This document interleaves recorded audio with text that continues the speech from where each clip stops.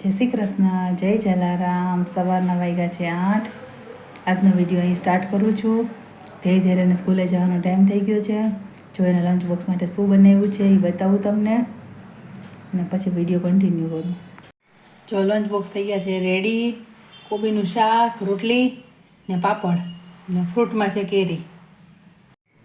બપોરના વાગી ગયા છે 12. રસોઈનો ટાઈમ થઈ ગયો છે. હું આવી ગઈ છું કિચનમાં. ચાલો હવે દાળ ચોખા પલળી ગયા છે તો હું કુકર મૂકી દઉં. બધું કામ પતી ગયું છે. જો દાળ અને ચોખા પલાળી દીધા હતા વહેલા. દાળ અને ચોખા પલળી ગયા સરસ. જો કુકર મૂકી દીધું છે. હવે ચાલો રસોઈ સ્ટાર્ટ કરી દઉં. પછી આગળ શું બનાવું છું એ બધા બતાવીશ તમને.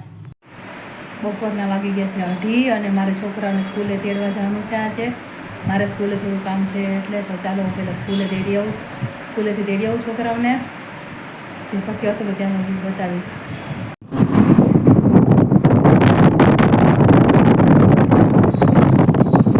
જો આજે હું ધીરે સ્કૂલે તેડવા ગઈ.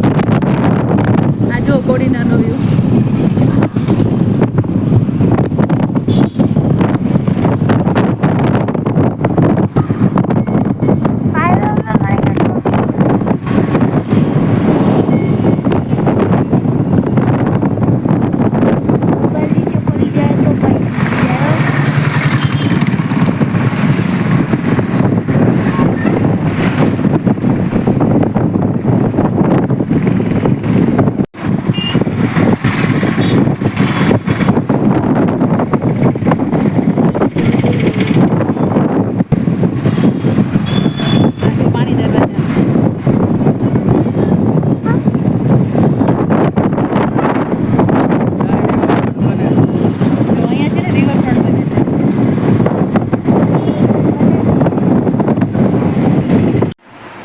જો આજે બપોરે જમવામાં છે રોટલી, રીંગણા બટેટાનું શાક,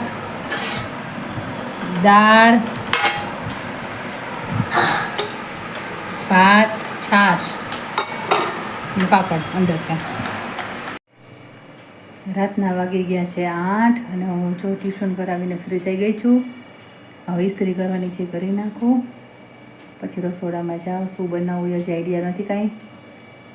ધ્યેય ગયો છે દુકાને, ધ્યેય ગયો છે શેરીમાં રમવા.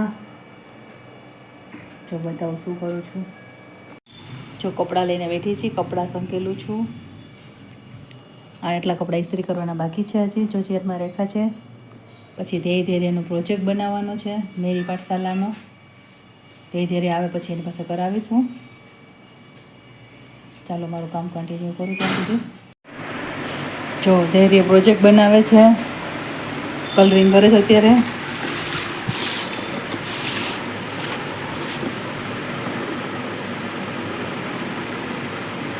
ધીમે ધીમે કરો બેટા. ધૈર્ય કયો પ્રોજેક્ટ બનાવ્યો બેટા? मेरी पाठशाला हिंदीનો પ્રોજેક્ટ આવ્યો છે. હિન્દીનો પ્રોજેક્ટ કર્યો છે? બતાવ તારી પાઠશાલા, બતાવ તો આખી. હાથ લઈ લે તો બેટા.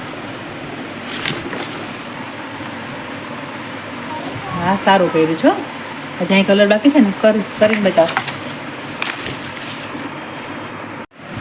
ધૈર્ય એ બ્લેક શું કર્યું તે? હાથ લે તો. આ બ્લેક શું કર્યું છે? પાણીની ટંકી. પાણીની ટંકી. પાણીની ટંકી. તારા ફિંગરમાં આજે કેમ સાઈ છે? બતાવ તો તારી ફિંગર. આજે આ કેમ આમ તારામાં સાઈ છે? શું કર્યું હતું આજે સ્કૂલે? આજે કંઈક હતું. શું હતું? ઇલેક્શન. સ્કૂલમાં શું હતું? ઇલેક્શન હતું આજે એટલે. હા, વેરી ગુડ.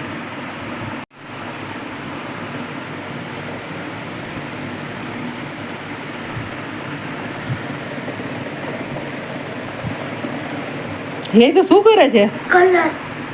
તે શું બનાવ્યું? મેરી પાઠશાલા. બતાવ.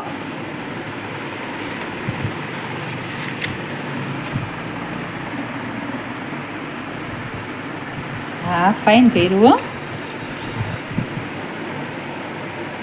બસ જો આમ જ કલર પૂરવાનો, લાઈનની બહાર નહીં જવા દેવાનું દીકરા. ધીમે ધીમે.